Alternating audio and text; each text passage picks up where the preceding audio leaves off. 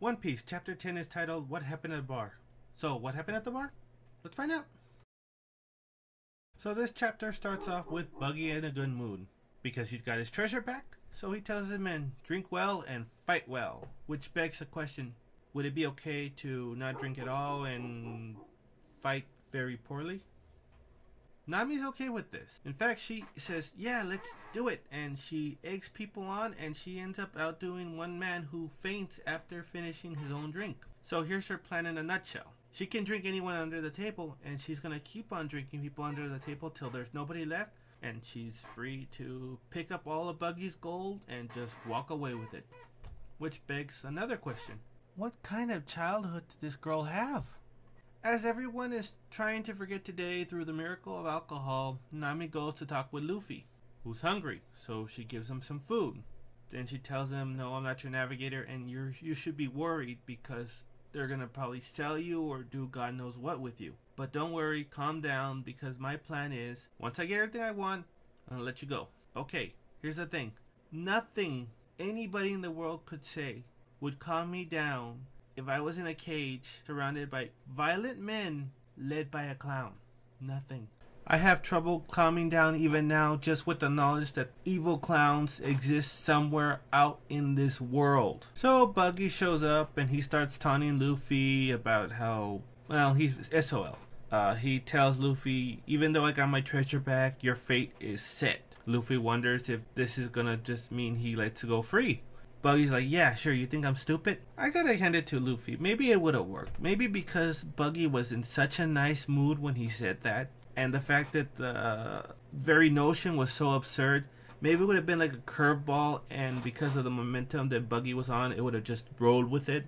So I'm not gonna take points off of Luffy for trying. Good idea. Buggy orders his clown cannon readied and gives a demonstration of exactly what it can do, which is apparently goes through several houses. He even boasts that a single shot could destroy a whole village. I don't know if that's possible. Maybe if all the buildings are lined up like a roll of dominoes, possibly, but just so. Buggy tells his men to have a cannon and point it at Luffy, and they do. Then he tells Nami, for celebration of your becoming a member of the Buggy crew, I want you to light the fuse and kill your old boss. Nami doesn't want to do this. She doesn't hate Luffy, and doing this would end up with her being no better than any pirate. So she tries to get everybody's mind back on drinking. This doesn't work, and Buggy tells her, kill him. I don't like this scene. There's nothing creepier than a clown that smiles, except maybe when they're frowning, or the occasional clown with a neutral expression on it. So for the longest time, Nami just stands there trying to figure out what she's gonna do, because everything's she doesn't want to kill Luffy, but she can't see a way out of it. Luffy notices her hands are shaking and even says, you lack strength. Pirates take an oath and you don't have this strength. And Nami questions, is it the strength to kill innocent people? And Luffy says no, it's the strength to risk your own life. Risk your own life. There's nothing special about that.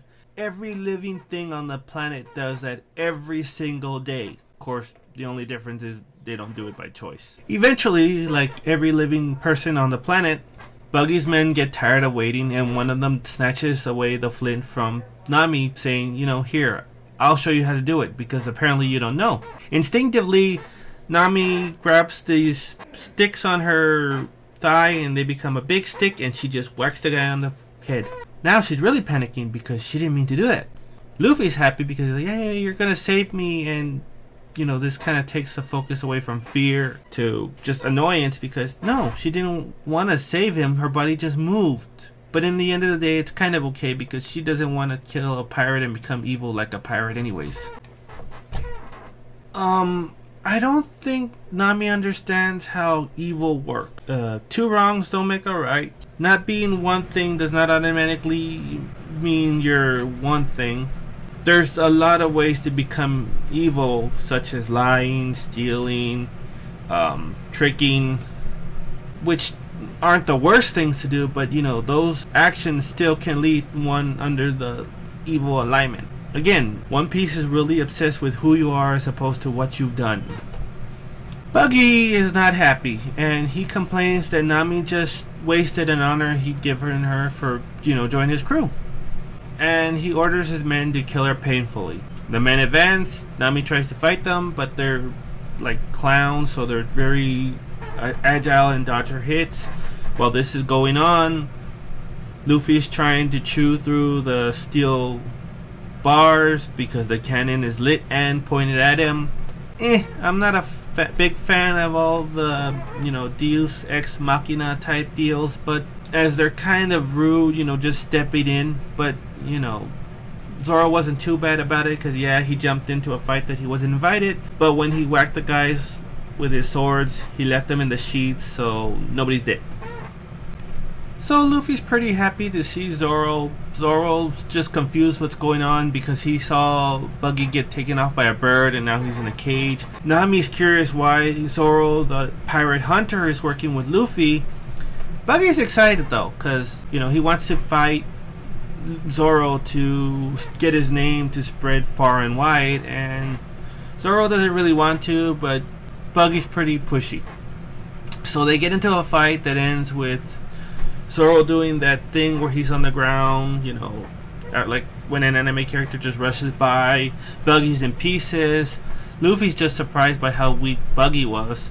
And the last panel shows Buggy's men laughing. I don't think that even if I was reading this when it first came out, I would have believed that Buggy was dead. Just because, we're looking for the Devil Fruit fight. I mean, the fight between Devil users, and without Buggy, all we would get is a chapter with Luffy's crew fighting Buggy's underlings, and Buggy and Zoro alone are way too strong to get any fun out of watching them beat up on minions. Okay, so here's the question for the chapter. And I know this is gonna sound dumb, but I've got to ask it. What the hell happened at the bar?